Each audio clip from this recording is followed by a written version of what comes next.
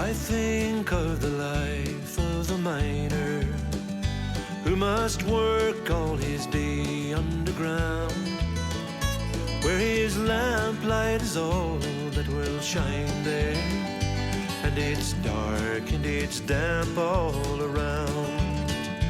It is 2 or 3 miles to the coal face, and the tunnel is jagged and low, but he cannot find work on the surface, so it's down in the mines he must go. Now, we are joined by Andrew, or Andy Gilraine, as everybody would know you here in the rig now. Maybe Andy, we could say, perhaps one of the youngest miners from the generations. It would be the last of the generation. The drawers would be the younger cohort. Now, there was a few younger than me now, even. Yeah. You went into the mines in 1984 on a significant day that's easy to remember. Valentine's Day. There was love in the air, wasn't there? There was love. Well, yeah, I watched it with my missus then, so I wasn't. We hadn't got together at that stage, though. I was 16, so that's when I... And you went straight into it from secondary school. How many years did you do in secondary school? Oh, John, I only done 2.5. Right. 2.5 years now. School just, well, the tech wasn't for me, like. Yeah. And you would have completed the group search. And they came no one after me trying to bring me back to it when I did decide to leave. And was that probably a driving factor in so many people your age, dropping out of school maybe after the completed the group search and going to the mines? Was there a big attraction? There was money there, friends were working on it, family were working on it. Mm-hmm. There was a lot of, I suppose, attractions that was bringing you into the mines. There was, I know a brother of mine now, he was very clever, and he'd done the same just before me, so he did. He'd left school early, and actually the teacher came out, two actually came out for him.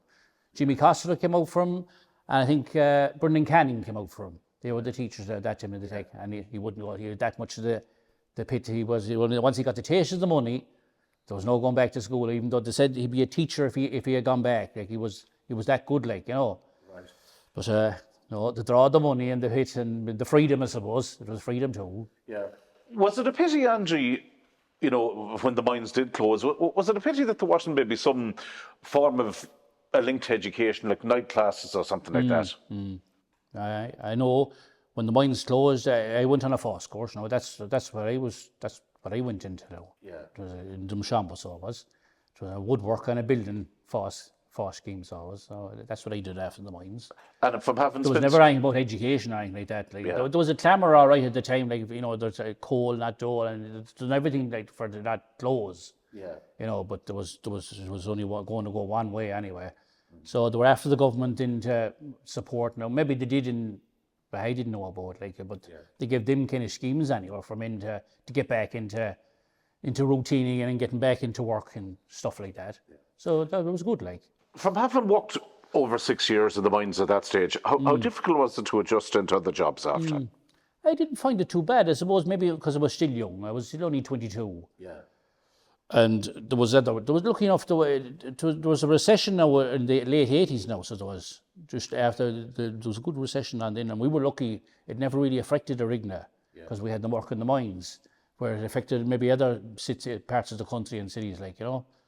So I knew there was factories. At that time there was factories, like there was around Dumshambo and there was in Carrick. So lucky enough I had applied for one in Carrick and Shannon. So I got into WOCO. Well, it took me a while. I had the scheme. I was well into the scheme was nearly done at that stage, and I was just applied for a few different places, like, you know. So WOCO came up then, and I took that. I didn't actually finish the scheme. I had left just before I had finished. The job was there for WOCO. Tell me about when you went into the mines. You mentioned your brother, and I know you would have worked along with your late dad in the mines as well. Was it a help having family members in, somebody that I suppose you could rely on trust in some way? Well, they were all nearly, it was only my father at that stage, because all my brothers had left. Jerry was the last. Right. And they had all gone to England, so I was at home then, so I got the job then. So my father was actually in the mines at that stage, you know, the last lot of years before it closed too as well. So I didn't even tell him I was looking for a job now. As I told you, remember previously, I went up and asked my Hall Leyden Senior. Yeah. I'd left this year. I decided I wasn't going back to the tech side, so I went up and asked me Hall, and I think on a Sunday, or was it a Monday, and I was out the next day. I had to tell my father that evening that I was going to work. had a job got. I had a job got and I was going up to work with him the next day. But he didn't mind, like, you know, because he probably knew it was a natural progression, like, you know, that I'd be the last, and I was the last to Gilraine into it. And you mentioned how you came up and you seen Micheál Leighton Senior. You know, And I always got on great with Micheál. right? And talk to me about that, because when you think of job interviews nowadays, and the amount of preparations and what goes on, and there's a big interviewing panel where you go in and you're asked every conceivable question under the sun. 3 minutes at the door. 3 minutes Never at even the got door. back. I didn't even get past the door. No appointment, just arrive and spec. Just knocked on the door. Micheál came out. Bloody hell! Who are you? You didn't know me first. Yeah. He says, I'm Gilraine. He said, I just lived down the road from you. So I did. Oh, yeah, your son of Vincent's. Yeah. So I said, yeah. So I says, I'm looking to see will you take me on in the pits, like I want to work. I've left school and stuff like that. Yeah. So there was, he didn't ask any questions. He says, come up tomorrow. He says, let the hell come up tomorrow, he says. And he did inquire, because I went up the next day, all right, and there was no light for me. The Glennies that are here now, there was no Glennie. So he had organised for one, Micheál, to be sent up. And Jerry Guihan now brought it up the next day, but I got Johnny Guihans. Now Johnny was in the park. He was off that particular day. Right. Probably had too many points maybe on the day, on the Monday, whatever day, the Sunday night. So I got his Glennie for the day. Okay. But I was told afterwards, Micheál rang. He rang up to the outside the pit there to Mick Gaffney. Right. Mick Gaffney was from Ballyfernan, and he was running on the clips. He was on weighing all the coal when it had come out. And Mick says Micheál had rang up and he had organised, sent up a Glennie for you, a new one. He sent up a new one for me, so he did. Brilliant. And that time, would there have been much work going on in the pits on a Monday? Monday traditionally would have been the day off. Monday was the day off, I think, then, yeah. It was Tuesday to Saturday then, so yes. I'm nearly sure it was the Monday I asked for the job. And I was started on the Tuesday. I started on the Tuesday, yeah. You get a lot of ones looking at who are you, and the ones that wouldn't know me, like, you know. Because you went in there, you had your light in your head and it was dark. Yeah. You know, until you went into the light where it was lit up. They wouldn't really know you until you came out onto that. No. A lot of them, the older men wouldn't have known who it was, like, you know, naturally enough. They tell you in any new job that you start. A lot of the young ones now wouldn't know who I am either, I suppose, the way they're growing up and right, you know. They wouldn't know me now either, so wouldn't. We're all falling into that category. You're lad in Dobby, though, from seeing my bass and things like that. Tell me a little bit about day one. Is there anything that stands out from day one, or was there any, you know, sometimes there's always, there can be an official welcome and an unofficial welcome for you when you start new jobs. Was there any pranks or any jokes or anything that would be done for a new miner when it starts? No, I mean, the washing, no. That didn't, I don't think, it didn't happen to me anyway. Yeah. He went in that day, I followed my father in, and there was a good luck of us walked in. It was a long walk into Durnover, it was just the mind up at the back here. It was a surely half an hour, more than a half an hour walk in. I thought I'd never reach in where the light, where everybody would sit down when they'd land in and have a smoke, so they would, or some of them would open their bottle of tea and have a drink. Yeah. You know, because it was a tough walk into Durnover, so it was a long pit in, so it was. So I went in and sat along with the rest of them, and some of them would talk to you, and some of them wouldn't look at you at all. So wouldn't, you know, and then the boss man, we had two boss men then, so we had. Firesmen. The two firesmen then, we had Michael Kane and Declan O'Brien. They were the two men that was in Durnover that time, so there was. So they got introduced to me. They knew it was coming, obviously, from Micheál had told them. Right. So I was put on a winch. That was my first job. Winching up. The drawer should be going down kind of a long tunnel, so they would. And it'd be a hard pull-up, so the winch all empties. There'd be a big winch with the rope, the iron rope on it. And they'd connect maybe 7 or 8 hutches, couple them all up, and you'd let them down gently with the winch down, and they'd uncouple them below, down further and fill them, and then you get a flash of the light. They'd be taking off the helmet and waving the light at you, and you'd be above at the very far end, and then you'd start up the winch then. When you, that was your signal. Now, there was no bell or anything where I was. And that was the signal, and that was the first job. That was almost like an introduction to that. That was the first couple of days and that, and then I think there was a drawer off. There always seemed to be a drawer off, you know. Yeah. And then that's when you were introduced to the drawing. You had to get your shovel in and hutch and start going drawing into the face then. Into the face. Had you ever run, what was it, a footer, someone that would give a drawer a hand? A putter. I used to do that in that time too. Right. If there was some of the hills and was in, it was tough. So did it take 2 people to push the hutch up? You putter. That was official term for it. Now there was funny terms in the pit for different terms, yeah. Putter. And that give you an introduction of what the drawers, or an idea of what the drawers was doing. And I was very, very young, and I was very, very frail, you know, or you'd be frail now. Yeah. You wouldn't have your strength built up, like, you know, so it took a while. It took a while to It build took it a up. good 4 or 5 months now by the time you were There's a lot of talking about strength and conditioning in football now. It was something similar in the mind. Oh, geez, yeah, that was one thing with great calves.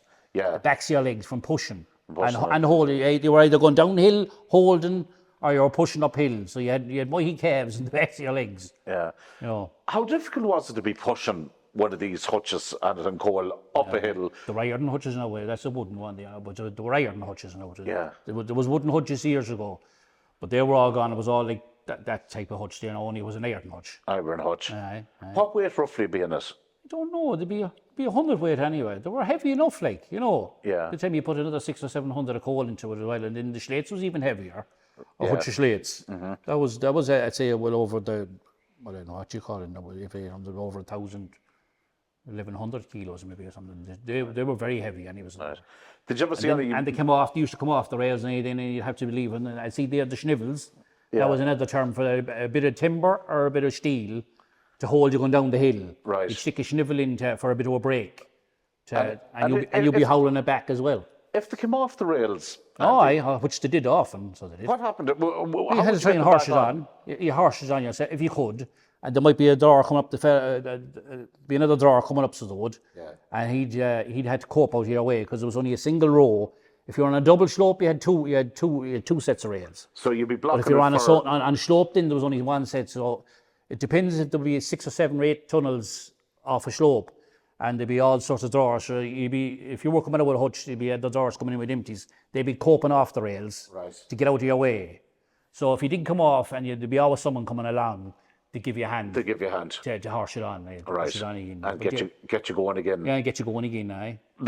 Sometimes they'd widen out, they'd hit the part of the rail or something, and it'd knock it off, and you're like, no. And I presume, as the old saying goes, time is money, and if they were on tonnage for you were on ton. Yeah. You were always on ton. So you'd want to get back on sooner rather than later. And then there would be bad cleek. That was another term. Yeah. You'd be talking about the drawers, you'd have bad cleek. That was in on the main slope, where you'd have the empties and the full ones going out. So sometimes there wouldn't be that many, there'd be full ones going out, but you'd be waiting for the empties coming in. So that would be the same, it'd be a good cleek or bad cleek.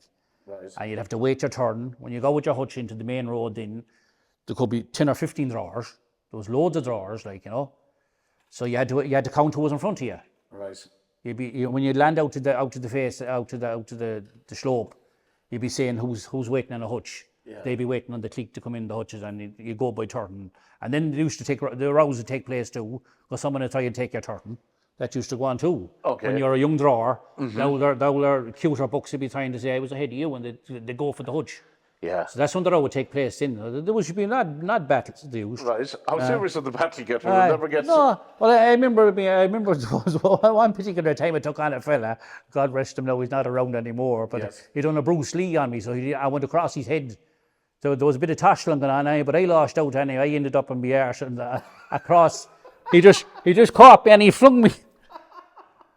And he went off at the hutch side, Yeah. And you know, if that took place... names, what did I say names, so lad? No. But it was never rang, but it was never too serious. Like, it would be for a while. Yeah. But then, as the day went on, then like you'd be meeting again, he'd be out again in front of you 10 minutes. And another 10 minutes, he'd be back out again. You'd be in with your hutch and have a full and be back out again. You can imagine if that took place in a modern workplace, if there was someone almost catapulted like that to the ground. There used to be loads of battles. The employment tribunals and the different laws wanted investigations. Sean Suzanne too was another different. Yeah. He used to be, Sean, now he was an old-fashioned drawer. Right. But he'd be there too, some days he'd be drawn to, and he'd be some days at the face. And he used to be always up for fun. Sean was always up, and then he'd be always trying to take a hutch too. Yeah. And he'd nearly break the hutch. Yeah. You know, just messing, like, you know.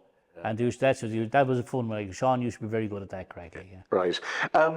Talk to me what it was like when you had started working in the mines and living in a rig, obviously, at the time as well. I lived at home with my mother and father. Oh, yeah? Yeah, because the rest of them had all. Yeah. They had all left for England. I was the only one at home. At home. So I stayed, and then I fell in love then. That held me another while. That when the pits closed in, I already met my wife, Donna, then, so I had. Yeah. So I had no notion of going anywhere. Like, you know, I was happy enough to stay at home. Yeah. That's why I I often used to go to England to the brothers, like, you know, on holidays. But I never really liked it, so I didn't. I was a home bird, so I was. Yeah, And then when I had the work then, I was lucky. No place beats home. And having the mines here probably facilitated The you. mines was good, the money was good, like for a Yeah. young lad, like a 16 and 17-year-old lad, the money was good. Why did your brothers leave? Why did your brothers leave the mines? Different reasons. There was different reasons. Maybe, well, I know Vinny and he had a young family at the time. Yeah. And he had been in England. Well, I don't remember that much, like, because there's a good age difference, like, there's a good 13, 14 years. So by the time I was growing up as a toddler, they were already gone. So I don't really remember my two older brothers until I was about 7 or 8, until they started coming back from England again. They had already been in the pits and decided to go to England. Things were maybe better in England or something. They thought they'd have a better life maybe in England. But then, and that's when I remember them, and then they came back, and then they had families, and then they went off again. Then they probably didn't see a future in the pits, maybe. Right. You know, And they moved on. There was a reputation for miners, Andy, work hard, play hard, in the sense that, you know, quench the dust, as the old saying goes. They did. I did head into the pubs. No, I was never a great pub person. Right, I was going to ask you I wasn't a big drinker now when a couple of shandies I shut off and shandies and things like that, you know, but the brothers, no, they could drink, so they could. Right. And like every other man, they go into Flynn's, like, and they'd have they could have 7 or 8 pints maybe before they go home, you know. Yeah. Not all did that, like, you know, but a lot of the younger ones, you know, there was good drinkers now in the ring there. Yeah. I think the Guinness lottery used to be coming around a regular basis to Mick Flynn that time. That's right. Making the wife then and failing. It was booming that time, and maybe as you say yourself, for somebody that wouldn't have partaken in it as much. Yeah. Was there alternative? I loved the darts and the pool. I used to go to the pub. I was going to ask you, what was the alternative? I remember you as an excellent pool and a snooker player. I used to be playing, well, I wasn't good at the snooker now, but myself and my mate Joe Gilraine and Patrick gone now. God rest Patrick is gone now. We used to play darts and pool. Yeah. We used to play the leagues now. I used to play with McCrans, so we used to be on McCrans B team. She ended up sending us off to take points of 18s, and that was all. I used to enjoy that now. That's when I started the pits first. Yeah. And I wasn't drinking then now. Right. Tell you the truth now, I was only on coke then, glasses of coke. Yeah. But that was a good outlet then, like the dart league. And I still to this day I love the darts. I go to see the darts. So yeah. And the darts in the pool were so popular in the pubs that time. Yeah, and all my classmates were all in the pit together.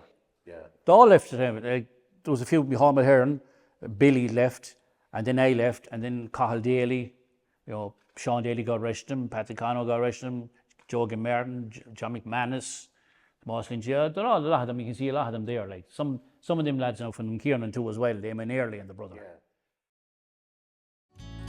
I think of the life of a miner who must work all his day underground, where his lamplight is all that will shine there, and it's dark and it's damp all around. It is 2 or 3 miles to the coal face, and the tunnel is jagged and low, but he cannot find work on the surface, so it's down in the mines he must go.